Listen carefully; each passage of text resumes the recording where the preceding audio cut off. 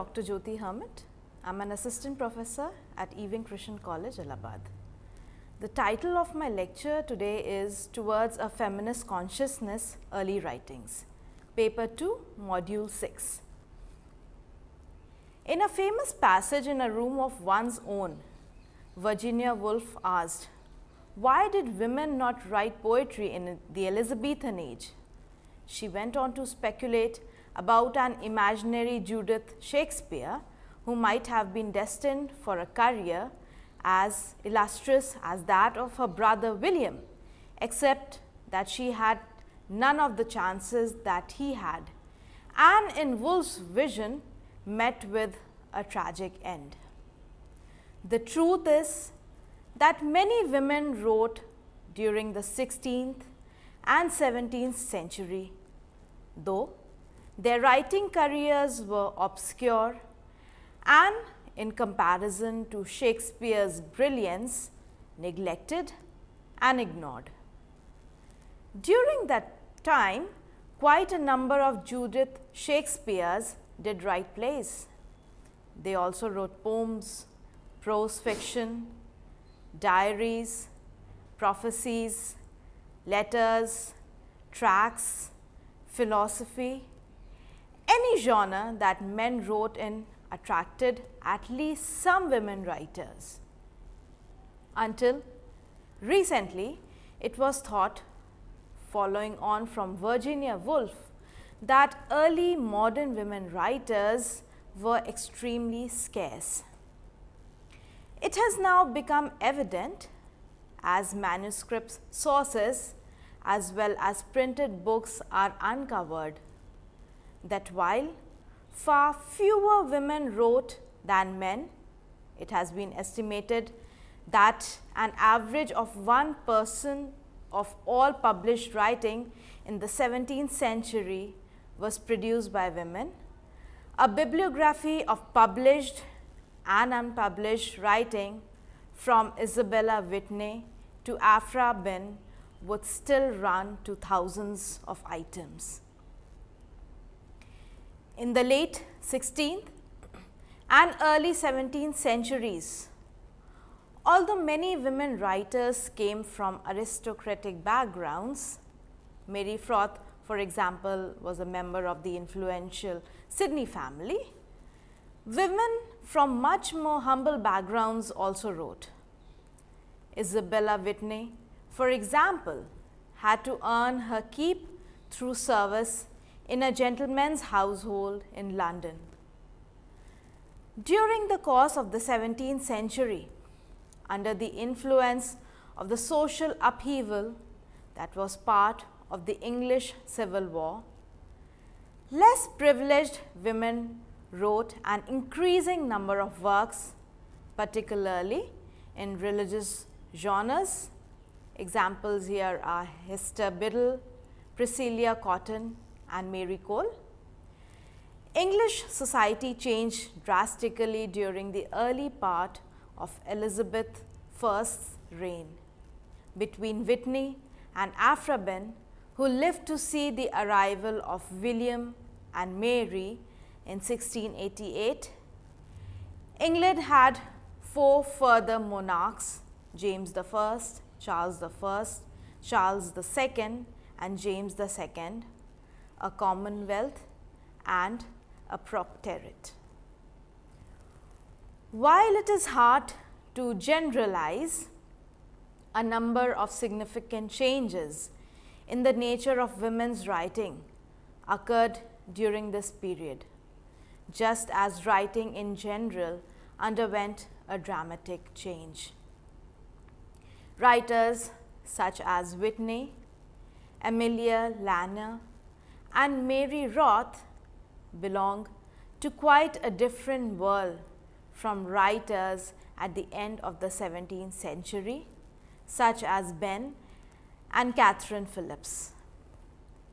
By the end of the 17th century, there was at least some elementary sense of a tradition or traditions of women's writing, so that, for example, the death of both Behn and Phillips saw eulogies from other writers, both male and female. On the other hand, both Aphra Behn at the end and Mary Roth at the beginning of the century attracted fierce condemnations for daring to write secular literature, a preserve supposedly best left for men. While some women offered mutual support, others saw publication, if not writing itself, as demeaning. For example, the brilliant letter writer Dorothy Osborne, who was writing for her lover's eyes only, could mock Margaret Cavendish for being so foolish as to write and publish poetry. While we have some sense now of how many women wrote, it is difficult to determine who read them and in what numbers their works were distributed. This is partly because women wrote in such a wide variety of modes and genres. By the end of the period under consideration here, Aphra Behn stands as one of the most successful playwrights of the Restoration, whose work was watched and read by large numbers of people. Margaret Lucas Cavendish, Duchess of Newcastle, was an important writer of this age. Her work is important for a number of reasons. One is that it lays out an early and very compelling version of the naturalism that is found in current day philosophy and science. It also offers important insights that bear on recent discussion of the nature and characteristics of intelligence and the question of whether or not the bodies that have subscribed us the intelligence or have an intelligent cause. Another reason that the work of Cavendish is important is that it anticipates some of the central views and arguments that are more commonly associated with figures like Thomas Hobbes and David Hume. She also anticipates discussions in the work of contemporary philosophers such as David Chalmers and Colin McGrin about whether or not our ability to understand how matter thinks is relevant to the question of whether it does think. Cavendish lived and wrote in the thick of the mechanistic revolution of the 17th century, though many of her views about thinking matter, the nature of scientific explanation, and the intelligibility of the divine seem almost contemporary. In seeking a life of independence in 1643, Lucas applied to be a maid of honor at the court of Queen Henrietta Maria. When the Queen was exiled to France in 1644, Lucas accompanied her and shortly thereafter met William Cavendish. They married in 1645 and would remain in exile in Paris, then Rotterdam, then Antwerp, until the restoration of the crown in 1660. There are two reasons why it is important to mention the marriage of Margaret Lucas and William Cavendish. One is that in the mid-17th century, it was unusual for a publisher to print the philosophical and scientific work of a woman. Cavendish was a successful, brilliant and impressive writer that she was able to publish some of her work without assistance, including her very first work, Poems and Fancies, in 1653. But many of her writings were published with the help of her well-connected husband. The second reason why it is important to mention the marriage of Lucas to Cavendish is that through the Cavendish Circle meetings that he had organized in the 1640s, she interacted with figures such as Thomas Hobbes, René Descartes, Marin Mersenne, Pierre Gassendi, and Kennel Digby. But these philosophers would not engage with her directly. Unfortunately, and sadly for her and for us, she had no written philosophical correspondence with any of these philosophers. When they would not critically correspond with her in print, she engaged their views critically in the form of a correspondence between herself and a fictional third person. Cavendish lived and wrote in the thick of the mechanistic revolution of the 17th century, though many of her views about thinking matter, the nature of scientific explanation, and intelligibility of the divine seem almost contemporary. In her own age, she was regarded alternately as mad, pretentious, a curiosity, and a genius. She finally received some much wanted recognition from her male peers in 1667 when she was offered an extremely rare invitation to participate in a meeting of the Royal Society. Though, to be sure, she was regarded as a spectacle by many in attendance. Over the course of her short life, she produced a number of important works in philosophy.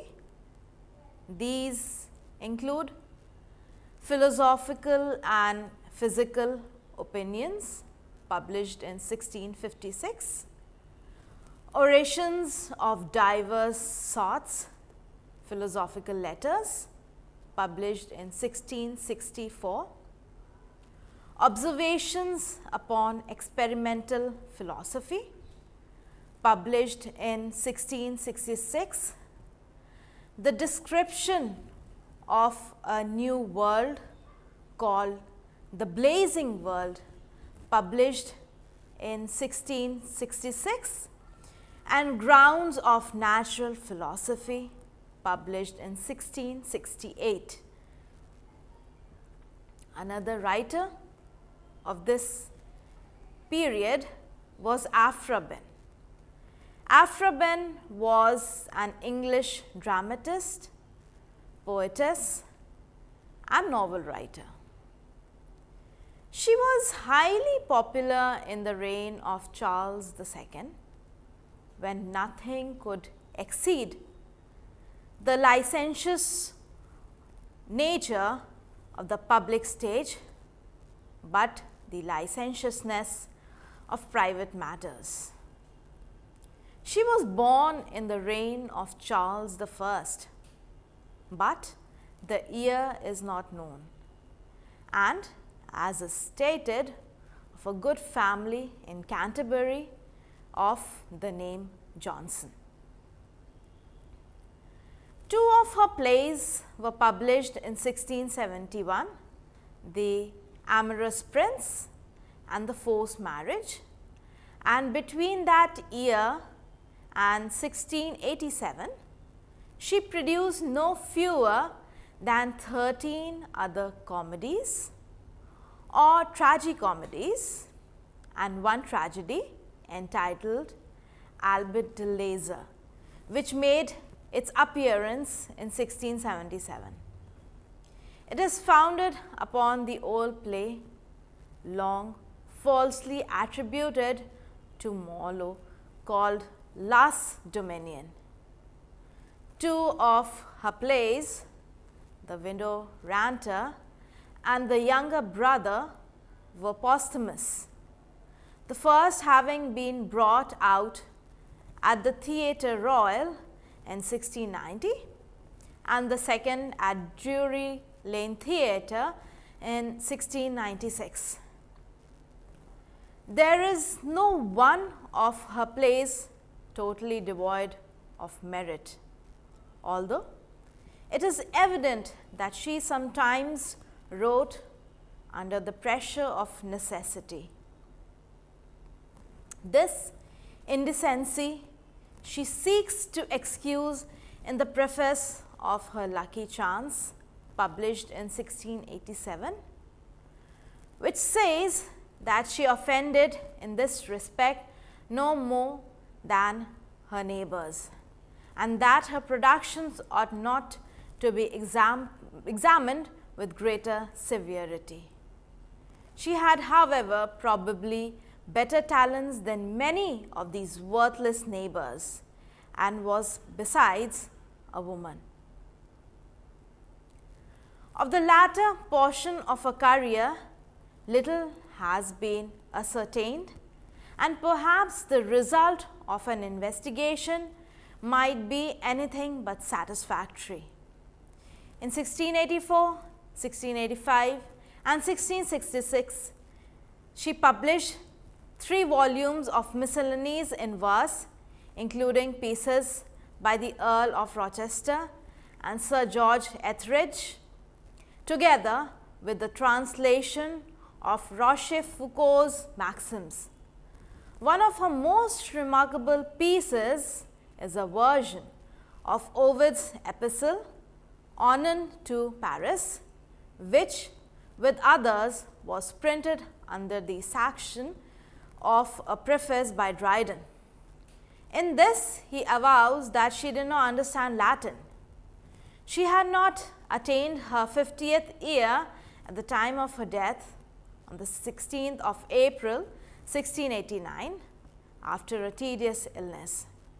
She was buried in the eastern ambulatory of the cloisters of Westminster Abbey. During her life, she was very commonly known by the poetical appellation of the divine astray, a circumstance which misled Langbaine when, in his account of dramatic authors, he called her Mrs. Astreben. Gilden published a collected edition of her separately printed plays, and such was their discredibility, popularity, that they reached the 80s.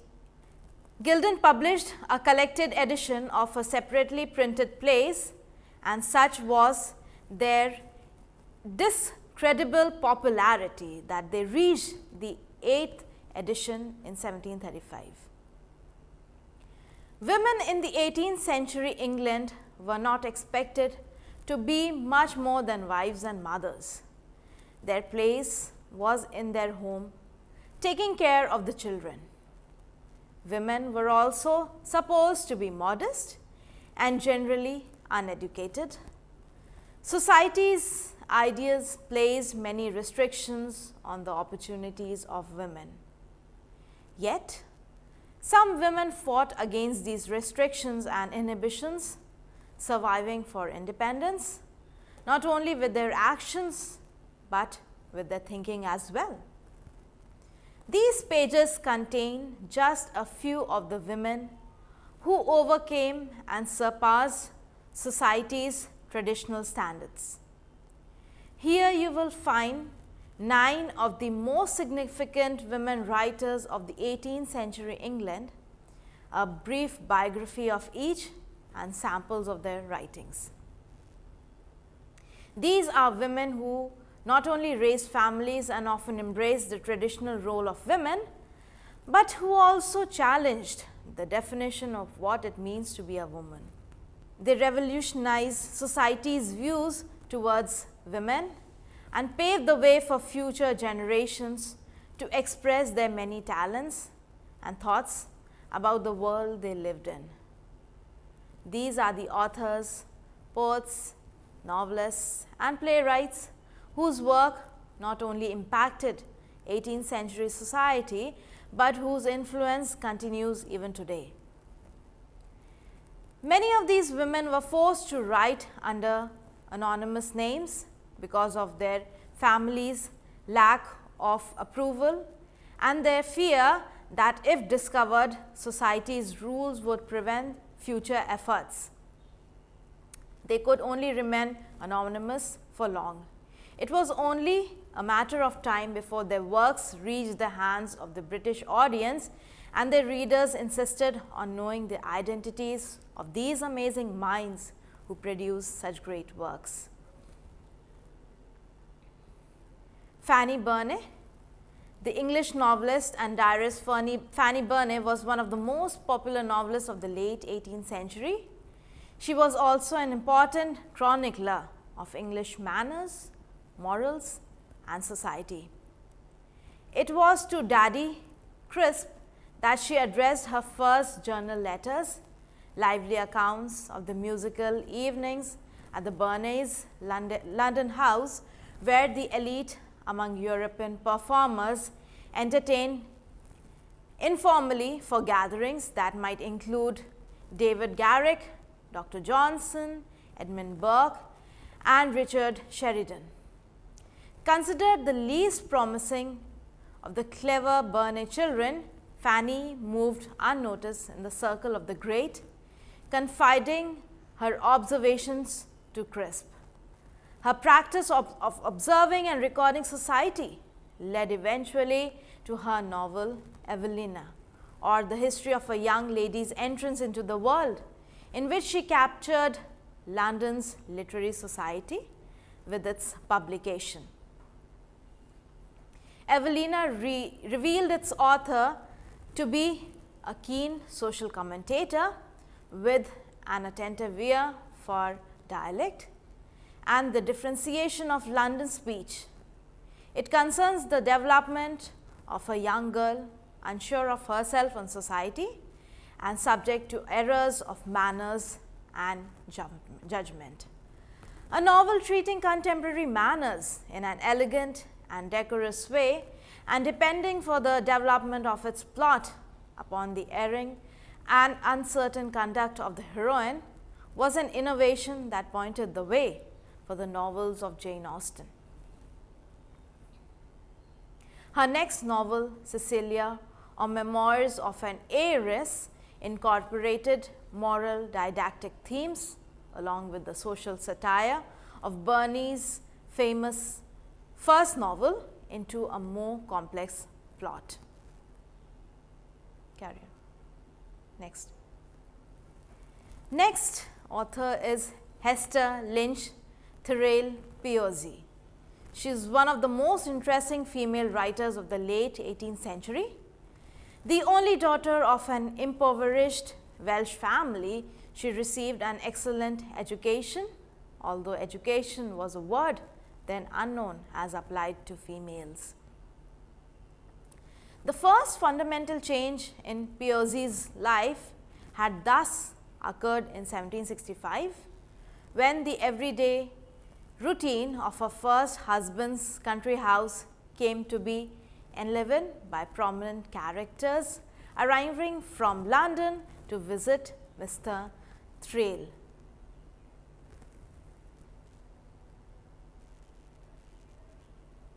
The Streatham Circle, as it was called, rivaled the other salons and clubs of London for more than a decade, devising their own conventions and social behavior. They would read books and letters aloud, compose verses, throw notes at each other, and exchange books in which they wrote their opinions in the margins. Frances Burney's Evelina also received this treatment, and the exchange of comments and notes became the novel's first and rather peculiar form of advertising in the world of literature. Anne Radcliffe is best known as one of the most significant contributors to the creation of the Gothic genre. Her novel, The Italian, is considered by many to be the first novel written in this genre. She is also the best-selling, most translated, and most read of all British novelists. Radcliffe's writing was heavily influenced by Romance writers from the Renaissance period. She was also influenced by Charlotte Smith, who was one of Anne Radcliffe's favorite writers. Her talent for mixing the natural and the supernatural keeps readers in suspense as they turn page after page. Nowhere is this better illustrated than in her first work, The Italian. The blending of sublime with natural scenes and mysterious and supernatural events has made this book one of the most popular novels of the 18th century. Her work has inspired Gothic and Romance writers for the past 2 centuries. Eliza Acton is considered Britain's first modern cookery writer because of the exactness of her recipes, and her well-known works are Modern Cookery in all its branches and The English Bread. Mary Wollstonecraft was the Anglo-Irish feminist, intellectual and writer. In 1788, she became translator and literary advisor to Joseph Johnson, the publisher of radical texts. In this capacity, she became acquainted with and accepted among the most advanced circles of London intellectual and radical thought. In 1790, she produced her Vindication of the Rights of Man, the first response to Edmund Burke's Reflection on the Revolution in France. In 1792, she published her Vindication on the Rights of Woman, an important work which, advocating equality of the sexes and the main doctrines of the later women's movement, made her both famous and infamous in her own time. In Maria, or the Wrongs of Woman, published unfinished in Paris in 1798, Mary asserted that women had strong sexual desires and that it was degrading and immoral to pretend otherwise.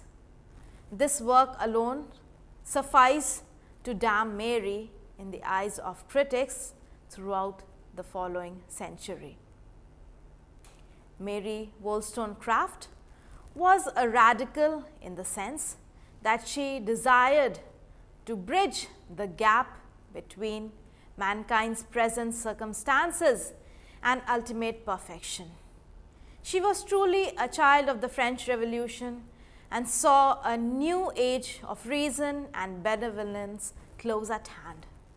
Mary undertook the task of helping women to achieve a better life, not only for themselves and for their children, but also for their husbands. Of course, it took more than a century before society began to put her views into effect. Thank you.